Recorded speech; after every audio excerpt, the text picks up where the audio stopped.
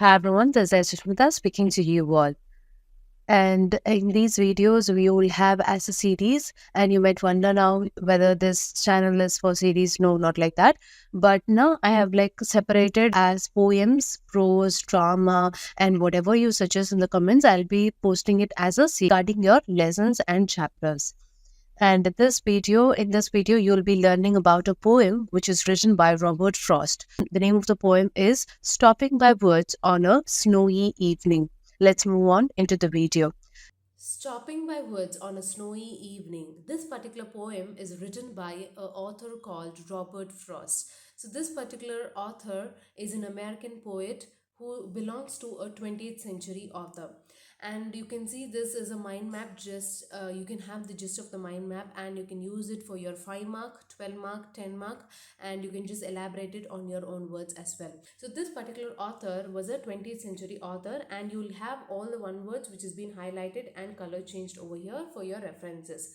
And the style of the writing of the author is a blank verse, and he uses rhymed stanza as well. The lifespan of the author is from 1874 to 1963. And to talk about his works, he always explores the tension between nature and human life. He connects his writing with nature and human life as well. And then to talk about the publication date for this particular poem was being first published in the year 1923 in New Hampshire. And you'll get for a one word as well. And this particular poem has also got an award called Pulitzer Prize for Poetry in the year 1924. And the essence of the title, or you'll have just title justification where you have to write whether the title and the poem matches or not only the poem, but you'll have for lessons, drama, whatever you study, no, you have to link it with the title. For example, if you take a movie, if you watch a movie with a title something, you'll just see whether the title and the story matches or not, right? Same thing in your lessons also you'll be having, and you can see whether the title and the poem matches or not. So the essence of the title, if you take this particular title, Stopping by Woods on a Snowy Evening, this particular poem captures moments where the particular author or the particular person has been standing on a woods. Here woods represents a forest. He's standing on seeing a place which is a snowy evening. So this particular title justifies the poem as well. And to talk about this particular important quote, which is you can see in your exams, that is, and miles to go before I sleep, and miles to go before I sleep. If you are writing an essay, you can just note all these quotes in the conclusion or in between the paragraph and explain what it says and all. So, and miles to go before I sleep means whatever whatever responsibilities or whatever distractions we get in our life, right? So we have to move on with our own responsibilities. We should not stop at any point of time, rather we should move on with our own responsibilities. Whether we see or admire each thing, in life we'll be facing so many things, but we have to fulfill our responsibilities and we should be the persons who are running. So, and miles to go before I sleep represents the responsibilities that we have for our lives.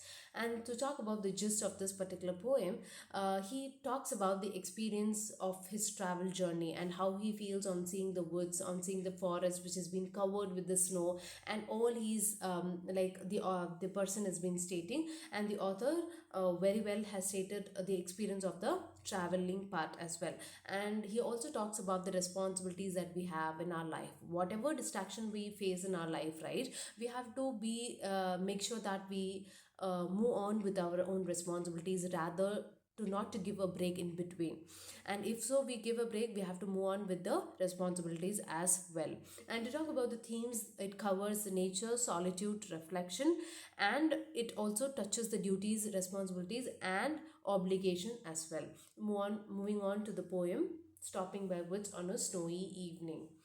So, whose woods these are, I think I know. His house is in the village, though.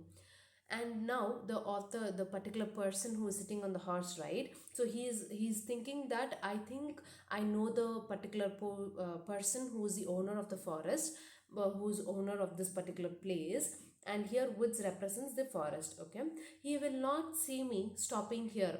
And that particular owner, right? So he will not know that the particular person is standing here, and that is what he's saying. He will not see me stopping here to watch his woods fill up with snow. Why is he standing? He's standing to watch the woods, that is the forest, filled up with snow. So this particular person is standing to watch the woods which has been filled up with snow. And the second paragraph, my little horse must think it queer to stop without a farmhouse near. And that particular horse which he is sitting, right, so he must be like, the horse must be in confusion, and the horse must get confused because there is no farmhouse near, and the horse is literally thinking that why is this person standing here without like farmhouse near, and between the woods and a frozen lake. So they are somewhere in between, and they have to move on into the village, that is the woods. And at the back side, if you see, it is a frozen lake. So they are literally standing in between both, and the darkest evening of the year. So what is the time the poem was written? The darkest evening of the year, they are standing in between, and the horse is in the confusion, they are stating. And he here now, there are two he in the poem. The first he represents the owner of the house, that is the owner of the forest, and the second he represents the horse. Okay, so here you can see, and he gives his harness bells a shake. So here if you see, the horse is in confusion and it shakes the bell which he has on his neck, to ask if there is some mistake. And the horse must think that if there is some mistake on the route and all, it has been confused. Why is this person standing here without a reason, without a farmhouse near?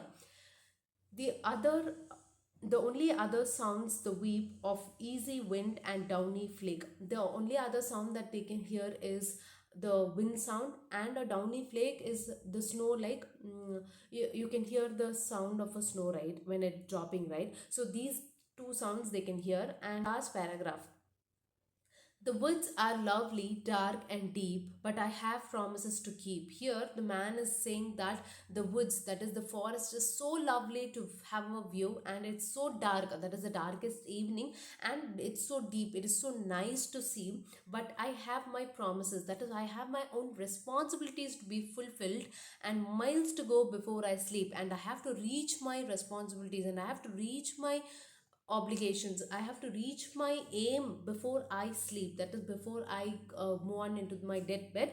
I have to fulfill my own responsibilities. Rather, I should not be distracted in whatever circumstances I get in my life, and I have to move on for my own responsibilities. And miles to go before I sleep, and miles to go before I sleep. So this is the essence of the poem.